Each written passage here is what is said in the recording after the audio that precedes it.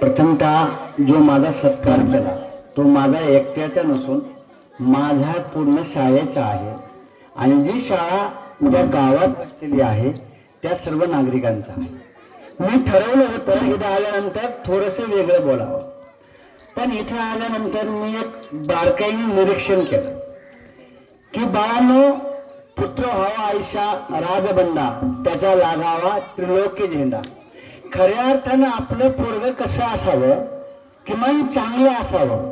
पण आजच्या वर्तमानात जर पाहितलं तर कित्येक वेळा पोरासाठी बापाला माफी मागावी लागते. पण हे स्टेज असं आहे की पोराच्या सत्काराला बापाच्या डोळ्यात पाणी येतं आणि पोराचा सत्कार बापाच्या हातात होतोय. भावना सहज आहे का? तर अजिबात नाही. कोणी मामा घेऊन आला म्हणजे मी पिता पुत्र पाहिला तर मला राम आठवला की एका वचनाकरता सणात राजवस्त्र टाकून वल्कली अंगावर घेऊन 14 वर्ष वनवासाला गेलेला प्रभू राम.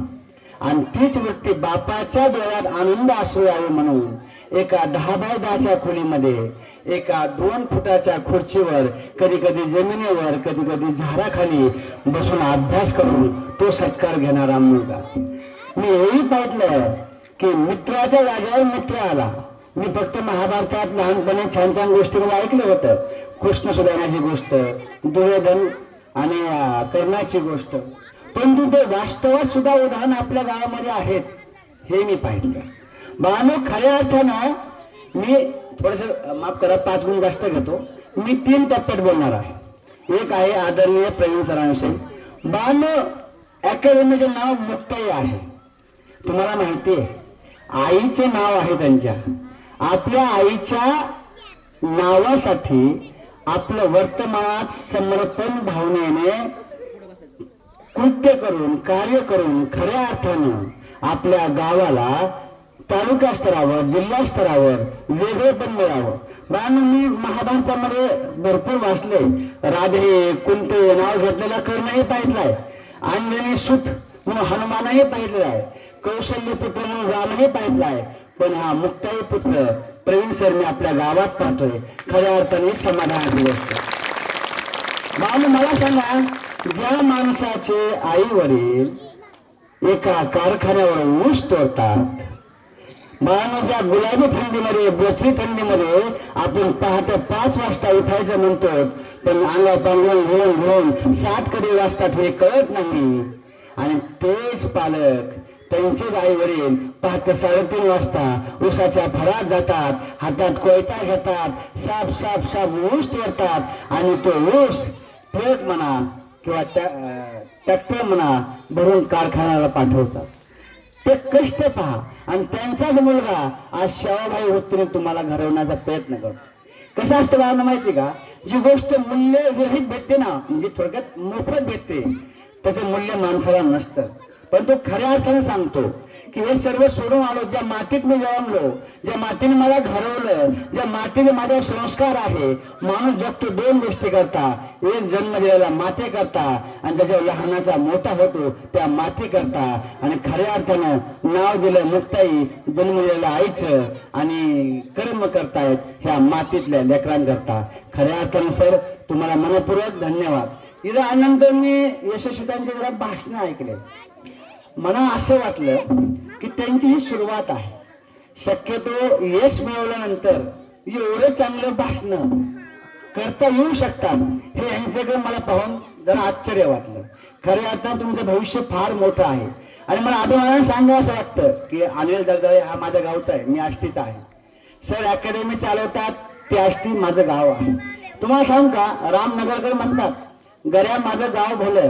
तुम्ही कुठेही जा, जगाच्या पाठीवर तुम्ही 7 समुद्राच्या पलीकडे जा, पण गावातली पारावरची गोष्ट, गल्लीत खेळलेल्या गोट्या, आता तुमचा खेळ मोबाईलमुळे संपला तो भाग सोडून द्या, परंतु आम्हाला तो खेळ होता. तो खेळ तुम्ही कितीही मोठे व्हा, तुम्हाला लहान केल्याशिवाय राहत नाही. आणि खऱ्या अर्थानं तसं माझं गावाचं आष्टीचं नाव आलं की माझं सहृदय भरून आलं बा. कारण खरं असतं, माणूस ज्या माती जन्माला आला त्या मातेचे संस्कार, त्या मातेचे उपकार आयुष्यभर उन्नीच राहावं लागतं, ते फेरता येत नसतात. खऱ्या अर्थानं बघा, कोण हारतो कोण जिंकतो चिंता हवी कशाला. प्राध्यापक नितीनजी देशमुखांनी फार सुंदर एक गझल म्हटलेली आहे. कोण हारतो कोण जिंकतो चिंता हवी कशाला, चिंता त्याची पाहणाऱ्याला लढणाऱ्याला नाही, जळणाऱ्याला विष्टव कळतो बघणाऱ्याला नाही. म्हणजे याचा अर्थ काय, जो जगतो त्याला जीवनाचा अर्थ कळतो, जो पाहतो त्याला ते कधीच कळत नाही. आणि आदरणीय जे माझे मित्र माझ्यापेक्षा खूप लहान असतील ते सर्व जे यश कमवलेले आहेत, परंतु त्यांच्यातला एखादा मार्क आदरणीय सरांनी सांगितलं की म्हणले की यांनी यांचा इतिहास सांगितला, परंतु बानो इतिहासाचा अर्थ चुकीचा घेऊ नका बरं. लय वेळा नापास झाल्यावर लय गाव बदललं यश मिळतं असं नसता. त्याने आयुष्यातला वेळ वाया जातो, त्या वेळातलं जे शहाणपण येतं ते शहाणपण इथं सांगावं लागतं, जेणेकरून आमच्या आयुष्यातला जो वेळ गेलाय. कारण कधी सांगू का, आयुष्याची सुरुवात लवकर झालेली चांगली असते. म्हणजे बघा, कोणतंही रोप जर लवकर लावलं तर फळ लवकर भेटतात. नाही तर ते माकडावाने आला पावसाळी बांधू घर, आला पावसाळी बांधू घर, बांधता बांधता ते मरून जातं, पण त्याचं घर होत नाही. पूर्ण हयातभर तो पावसात काकरतो. बानो खऱ्या अर्थानं जेव्हा यश कमवायचं असतं ना, आता एखादं यश कमवल्यानंतर माणसाची व्याख्या अशाबद्दल बदलते. मला जर कोणी विचारलं की जगात सुंदर काय, तर मी म्हणेल यश. यशासारखं जगात सुंदर काहीच नाही. काय सांगावं, मी त्या दिवशी सत्यदेवाला गोष्ट सांगितली की पुरुषाजवळचं सामर्थ्य आणि माता बघेजवळचं लावण्य, ह्या दोन गोष्टीची बराबर जर केली तर सामर्थ्य वरचं ठरतं. कारण सामर्थ्य प्रयत्नाने मिळावं लागतं, ते आपल्याला जन्मजात मिळत नाही. इथून पुढे खऱ्या अर्थानं आमचे जे सर आहेत आदरणीय हजारे सर, मला ग्रामस्थांना एक विनंती करायची. सर, सोलापूर जिल्ह्यामधील माढा तालुक्यातील उपळे बुद्रुक नावाचे गाव आहे, छोटंसं गाव आहे. त्या गावामध्ये तुम्ही रोहिणी भाजी भाकरे वगैरे सगळं IAS IPS वाचले असतील. एका गावामध्ये तर एक IAS IPS झाला तर तो गावाचं उत्तरदायित्व म्हणून त्या गावातल्या सगळ्या लेकरांची एक चैन बनवतो. आज त्या गावामध्ये सगळ्या घरातले लेकर प्रशासकीय अधिकारी आहेत. मी अकोला तालुक्यामध्ये 8 वर्ष काम केलं. एक शेवंडी नावाचं गाव आहे, सगळ्या बाजूने डोंगर आहेत. म्हणजे मुख्य रस्ता जर पाहितला हायवे तर 57 किलोमीटर आहे. आणि त्या गावामध्ये बघा, पश्चिमेला हरिश्चंद्रगड आहे, इकडे दक्षिणेला कुंजरगड आहे, इकडे उत्तरेला मुळा नदी आहे, आणि पश्चिमेला थोडासा घाट सेक्शन पुतूळ आहे. त्या गावामध्ये पूर्ण आदिवासी गाव आहे. त्या गावामध्ये असा एक उंबरा नाही की त्या उंबऱ्यातल्या एक जण सुद्धा नोकरीला नाही. आणि मला खऱ्या अर्थाने हीच अपेक्षा हळगाव ग्रामस्थाकडून आहे. आम्हाला जे जे शक्य होईल, आता मी नुकताच आलेलो आहे, जे जे शक्य होईल ते या ग्रामाकरता, ह्या गावाकरता मी नक्की करेन. आणि आमची शाळे करेल. कारण ह्या गावाचं मला एक वैशिष्ट्य पाहायला भेटलं, शाळेत शिक्षण मिळतं, मंदिरात संस्कार मिळतात. ह्या गावात दोन्ही चांगले आहेत. दत्तप्रभूंचं मंदिर आहे, भैरवनाथाचं मंदिर आहे, तिथे संस्कार देऊयात, आम्ही शिक्षण देऊया. दोघांचा संगम झाला तर संगमेश्वराचं मंदिर नक्की जीवनाच्या वाटेवर आपल्याला पाहायला मिळेल. कारण जिथं जिथं संगम असतो तिथे तिथे महादेवाचं मंदिर असतं. आणि आपण यशाचं महादेवाचं मंदिर नक्की उभारू, त्यात आम्हाला तुमची साथ पाहिजे. आदरणीय मला एक पाहायला भेटतं, मी खूप मोठ्या शाळेत काम केलंय. मी आतापर्यंत ज्युनियर कॉलेजच्या शाळेत लागल्यापासून 13 वर्ष काम केलंय. इथं आलो, थोडंसं लहान शाळा वाटली, पण इथं आल्यानंतर मी खूप खूप विचार केला.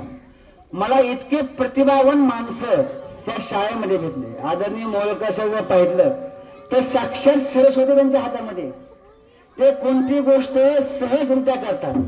नंतर आदरणीय फसले सर, ज्या गावामध्ये आयुष्यातले 2 तप, बाळांनो, एक तप म्हणजे 12 वर्ष, एक तप जर तपश्चर्या केली ना, तो वरचा भगवंत खाली म्हणतो, बाळा तुला काय पाहिजे. पण आमच्या फसले सरांनी जर 2 तप गेलं आणि अजूनही त्याच क्षमतेने ते व्यक्तिमत्व इथे काम करत आहे. तदनंतर आलेले आमचे लोंढे सर, बघा इथं लोंढे सर, नगुडे सर, काळे मारून, मी त्या दिवशी बोललो, दोघं एक